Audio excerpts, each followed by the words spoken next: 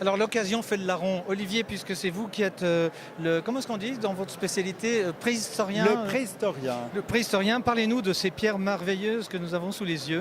Oui, alors pour que les enfants puissent enfin toucher des pierres qui sont naturellement réservées aux vitrines des musées, Ouais. eh bien je leur ai amené quelques pierres de mes collections. Donc j'ai entre autres des pierres qui sont des pierres polies préhistoriques. Ça, c'est ce qu'on appelle une hache à crochet. En fait, c'est sud-américain. Et ici, vous avez une hache à talons pointus qui sont tout à fait semblables aux haches polies à quelques détails près de l'époque des Lacus. Oui, oui, on peut montrer les livres aussi avec lesquels c'est Voilà, attenant, oui, donc, oui. Les enfants des Lacus. qu'utilisent les enfants des Lacus. Et ici, vous avez c'est en bois de serre, c'est en poinçon. Vous avez C'est étonnant, ça, l'épiphyse ici, un poinçon pour percer le cuir. Pour coudre, oui, oui. Exactement. Et ici, vous avez une pointe de lance. Ça, c'est Swiss made, ça. C'est Swiss made. Et on dit que c'est du silex et que C'est c'est du forcément à silex. facettes. Exactement. Parce que la pierre casse. Si casse. on la polit, on ne peut pas la polir. Voilà, on ne peut pas polir le silex, on est obligé de le tailler, tandis qu'ici on prend un galet, on le boucharde, c'est-à-dire qu'avec une autre pierre, on va lui donner sa forme.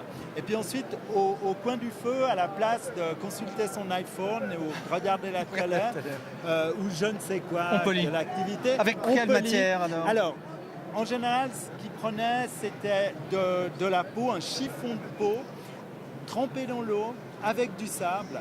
Un peu, c'est le principe de l'abrasion qu'on trouve dans les rivières. Les galets de rivière, ils ont subi ça, mais naturellement. Et que l'on trouve chez les diamantaires encore, oui. L'eau, le sable. Ouais, exactement. Ouais. Et puis avec des degrés de plus en plus fins. Voilà, ça date de quand, plus en plus fin. Alors ça, c'est une pierre qui a 2500 ans. Et celle-là, c'est une technique qui a duré pendant 3000 ans.